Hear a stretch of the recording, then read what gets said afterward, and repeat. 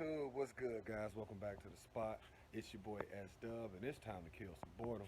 So, a buddy of mine hit me up like maybe 30 minutes ago. He said he gets off work tonight and he got something for me for a motorized bike bill. He said he don't know anything about it, but he said it's a tricycle and an engine. He found it in the curbside mall. That's all I know about it. So I'm gonna get back to y'all tonight, guys.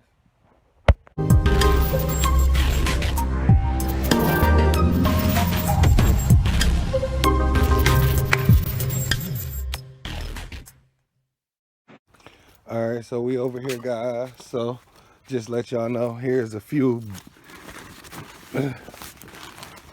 little 66 builds. These are just stock, nothing fancy. But we're gonna go back here and all right, where we at? See, we stay doing something wrenching. Let's see. Okay. Hey, we got bikes for days. Plenty of work to be done. Lawn equipment. He collects it and I fix it. We split the profit. But here's a old school engine. I plan on doing something that's an edger, but I'm gonna take it and do something with it. Let's see what we got over here. Oh, he got two edgers. Oh wait, three. Okay, he been picking up some edgers. Man, he got a compressor, some bikes, chainsaw. Here it is right here, guys. Oh, yeah. That's it. Predator 212. All right, we're gonna get this to the car. All right, guys, so here's the bike. What is that, trifecta? Yeah. So this is the bike we're gonna put this 212 on right there, baby. Yeah. I just sat it in the basket, but there it is. I'm losing daylight, but this is gonna be the build to come. Waiting on parts right now. Waiting on, really all I'm really honestly waiting on is just the pull cord. Once I get the pull cord, I'll be able to do some work. I don't want to have to put the drill over here and spin it. I'm lazy. Plus, I know I need a pull cord, so we just gonna get it. All right, there's the bike. A lot better. It's one of these foldable bikes. So what I plan on doing, guys, I'm not gonna even lie to you. The tires look brand new, all three of them. The wheels need some work, so I'm gonna do some work on the wheels.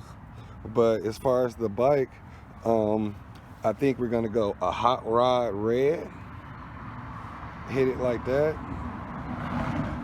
Here's the engine. I'm not putting the CVT on it. What I'm gonna do is just grab a little sprocket kit and adhere it to the wheel. But first things first, we gotta get this engine running. We don't even know if it's good. I might have to go out and buy one, but if I bought one, that would up the price. But we'll get to that when that roll comes. I forgot that I sold my shop table. Like, I built a table out of some old scrap wood, and a guy happened to see the table, and he was asking, because I told him, I was like, I'm out of space, I need to get rid of stuff. As y'all see, let me get y'all, you know, I'm like full, and I had a shop table like right in that area, and I sold it to him. So now I am in need of a table again for this build I'm about to do. I don't feel like being on the ground in the cold. If it was summertime, I wouldn't care. I normally just wrench on the concrete. But since it's getting cold, I don't like touching the concrete. I hate turning a wrench in the cold. The only reason I'm wrenching or doing anything this winter is honestly just for YouTube, guys. I'm not gonna even lie. I don't even pay my phone bill from the month of November, December, and January. I don't pay my phone bill because I do not do cold work. People have to come personally to my house, know me, or call my wife to get some work done in the winter. Like even my vehicles I take to the shop in the winter, but just for YouTube, we gonna get it in. So I need to make a little quick table. I got some scrap wood. We gonna get that in. But enough jaw jacking. Let's get it. So I got some scrap wood right here. I have a flat, two flat pieces over there because I was building on a reptile terrarium that I'm working on right now. I lost the footage for what I have done, but I'll do the footage for the rest of it. I also have wood sticking out my shed that I need to finish. Right there, and behind the shed there's wood. So I think I have enough for a bench. One thing about it is I want it to be, I like to wrench high, you know, in the sense of I like to stand up wrenching. So I'm gonna make this kind of tall. All right, so we're in our backyard and someone was throwing away some wood. These 4x4 posts, I don't know what they were building, they were tossing it out, so I took it. So I'm gonna use 4x4 posts. These are 95 inches. I'm gonna go for 44 inches is how tall I want it. And this is when I replaced my roof's 4x4 for my porch. I replaced it. This one was kind of warped and dented a little bit right here. So we're gonna get this wood over to the concrete and we're about to make us a table, guys. Let's get it.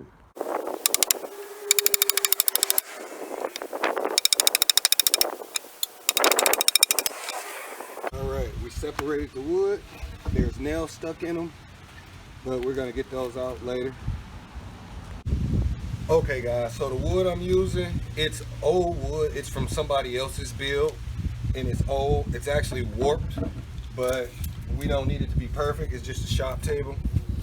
I'm measuring it out to 43 inches.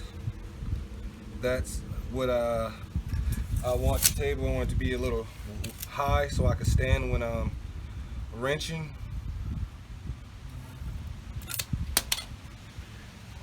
All right, what I'm using is my Craftsman drill. The blade is the blade that came on it. I actually got this in a trade. I traded a lawnmower for it.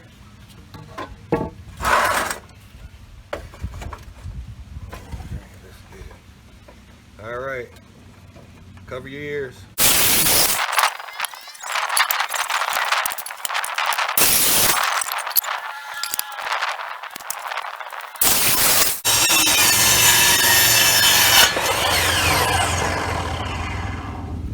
And what I call this, guys, is a guerrilla build. Basically, all I'm doing is I got a vision in my head, no plans, no blueprints, and I'm just about to make a table inspired for the term guerrilla warfare from back in the day.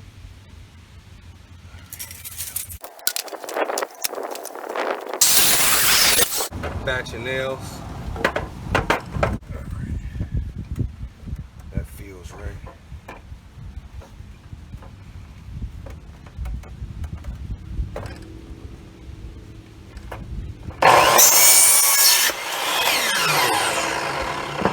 Bam. Got the legs to our table, guys. Okay, so I was looking at my scrap wood.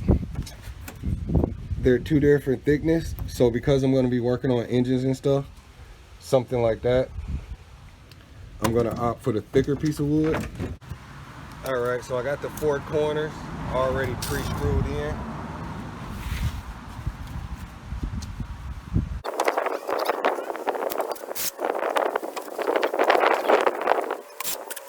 Okay, there it is right there. And we have these to help reinforce. I'm gonna put some more going laterally. And we got to go to the pile, guys. Here's remainder wood from what I've been scratching or cutting.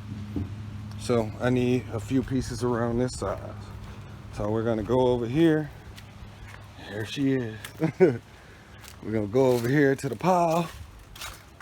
I've been cleaning property, throwing all my stuff over here. So I need some pieces like that. There's 2. I don't think I have a purpose for this. I actually was making a header when I was framing this up. I haven't finished the frame, and I forgot to put a smush in between. So I'm gonna take that, because that serves no purpose, and it actually helped reinforce pretty awesome. So I'm gonna use just these 3 right here. That should be good. Okay, I've already cut 2 pieces. I'm gonna show y'all me cutting this big mama jamma. Again, my blade is dull, guys. 2 years of use, no sharpening, no nothing. So right here, we're hitting the nail. We're going through it, guys.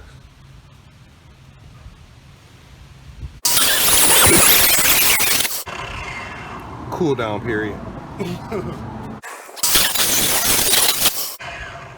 Alright. Haha, that is all the way through. And that's with an old, all the way through with the old dull blade, guys. Ooh, hot nail, hot nail, hot nail, hot nail, shit. Right through that thing.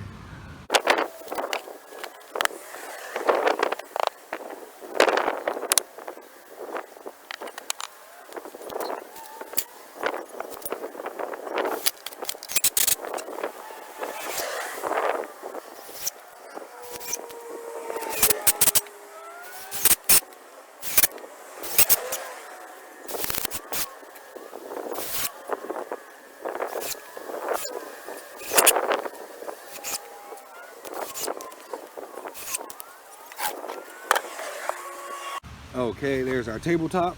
I ended up cutting off an additional 4 inches off of the legs.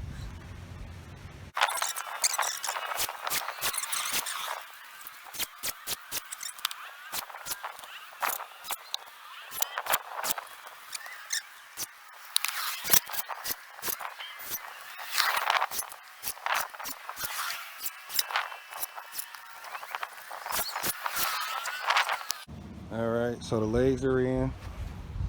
The only thing is I'm gonna put some inserts in between here at the very base, down in there, another 2x4 just to secure it, and I have scrap wood. And I'm probably gonna do it, just do it all around, but let's get it up, see what it looks like. Okay guys, so here's my table. And as you see, I got a chainsaw I gotta get wrenched on. I have my Predator 212. This is my table. It's good enough for small engines like this, but when I start working on my car motors, you know, heavier motorcycle engines, it's not quite good enough because I have to add some lateral supports, or excuse me, get some, lateral supports down here at the bottom. Right now it's good, but if I put like 500 pounds on here, I don't trust that these legs won't kick out because they're only secured right here. So I'm just gonna add a little bottom support, probably put some shelving, door cabinetry over here. But now we can get to the Predator engine. So these were the nails that was in there. They got these splines on it. I couldn't get them out, so I had to break them all. So I broke them all off, and this thing is good to go right here. I want to keep it for a while, so what I plan on doing is probably sanding it down, maybe throwing some type of weatherproofing on it, not the top, just the legs and stuff, because when this, I use screws, so when this gives out and goes bad, I could just pull the screws out. And it's only 4 screws. I'm only going to leave the 4, but enough jaw jacking, guys. What we've been waiting on, wrenching on this. The table from ground to table surface is 40 inches tall, and I wanted it tall because I like to wrench standing up, especially in the cold. But enough jaw jacking, guys. Let's get to this motor.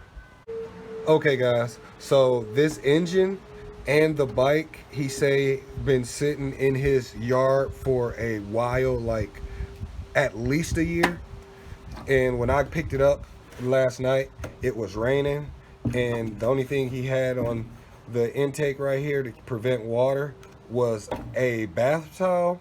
So I'm sure this engine has water in it, but we're gonna check for compression. I don't have my compression tester. I would just do it that way, but since I don't have it, what you do is leave your spark plug in. You don't have to have the resistor on. You can leave it on, take it off. It's your call. You won't be spinning fast enough to get it to crank up. But all we're doing is we need to do 2 full rotations. And if we could get 2 full rotations while the spark plug is actively engaged, that gives me good promise that this motor has compression. Now, if it's good enough compression to run, that's a different story. All right.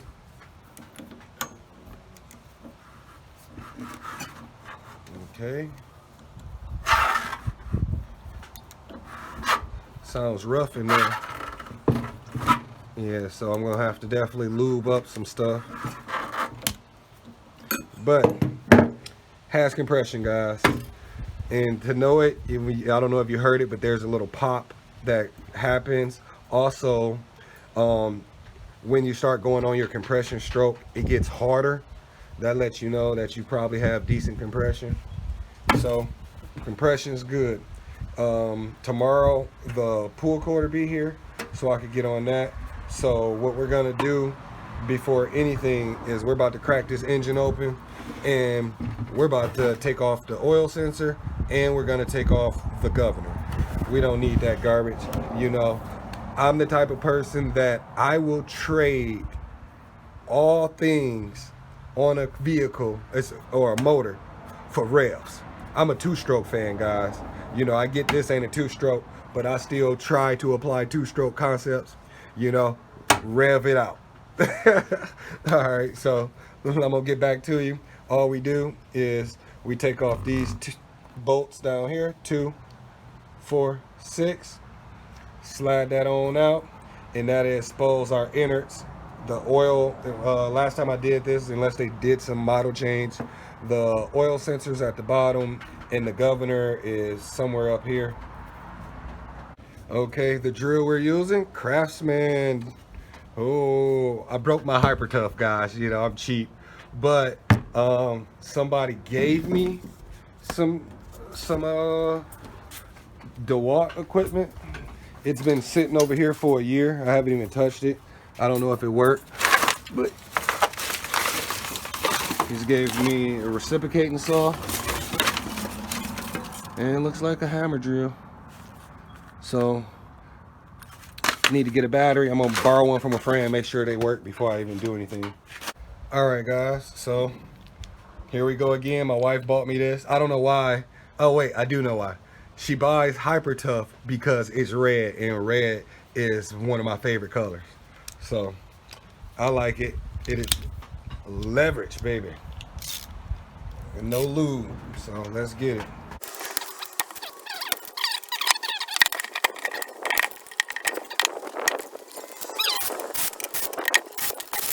You know, I'm gonna check the oil, guys. I want to see if there's water in the engine. It rained pretty good last night.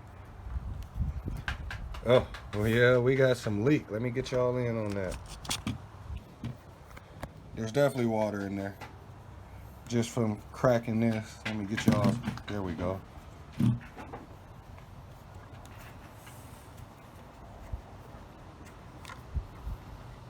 Huh, yeah, oil doesn't move like that. All right, well, this is a shop table. Let's see. Oh. Okay, guys. That is definitely water. Well, so guys, just for the sake of video, for film, I'm just gonna crack it right here on the table. This is what I built this table for. Shop work.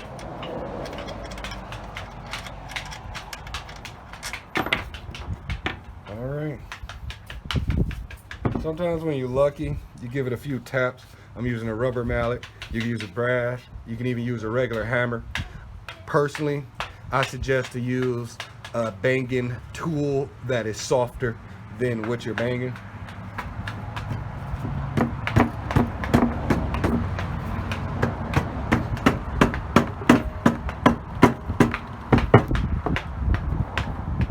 Okay, now I made a little seal, or cracked the seal, and now I'm gonna grab a screwdriver and get to prying. And you can see that water trickling down. Oh, let me move this drill. This is not mine. Okay.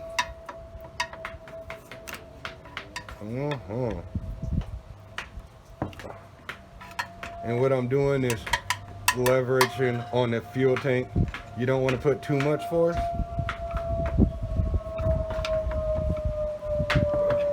And also you don't want to gouge in on the hopes you could reuse your gasket.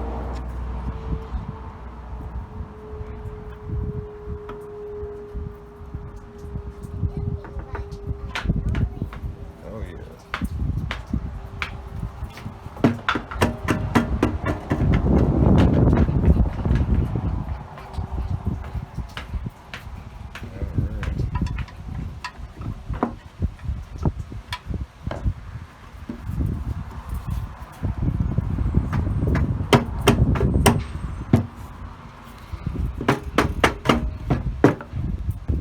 Now we got it open.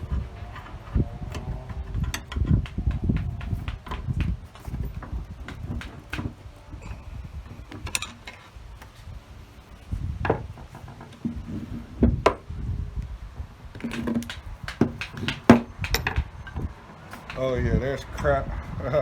Yep. Look at all that grit and oil separation. You see it, let me get out the, see all of that grit coming out the engine.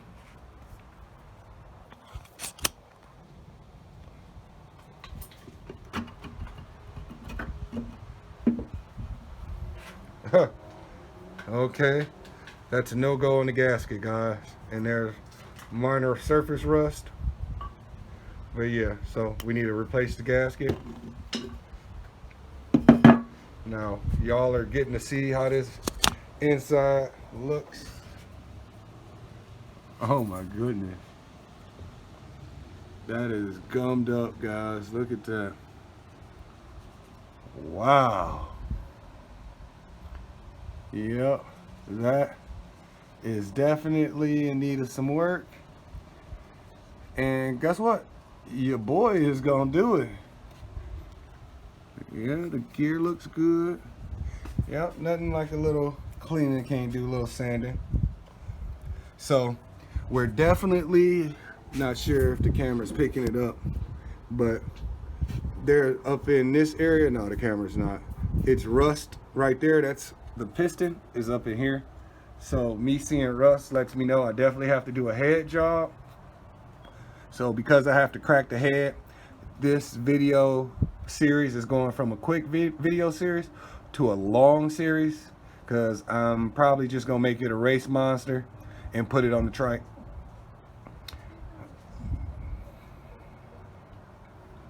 Yeah,